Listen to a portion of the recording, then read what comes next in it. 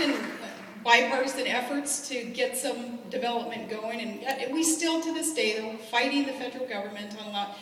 Obama just the other day kicked Shell out of our offshore Arctic drilling opportunities. They had just dumped $3 to $4 billion in their infrastructure and their planning stages to begin this drilling, and EPA yanked the permits and said, no, we're not going to allow this.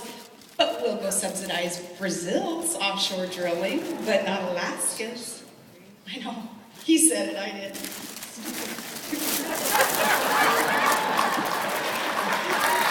And you're good, by the way. KMJ, the voice that you provide there and the programs that you've chosen.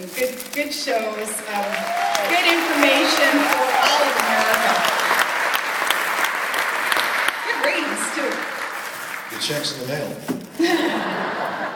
Okay. And next one, we could pick like a letter of the alphabet and go, is this, is that, is this, is that. The single biggest problem before the USA, how to resolve it at the same time. 2 points. Okay, it's got to be debt. It's got to be debt because that's a national security issue.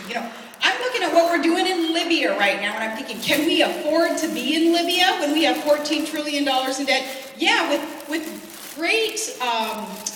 great resources and blessings provided in our country, I feel that we have a responsibility to support freedom fighters around the world as they seek freedom for themselves and their nations.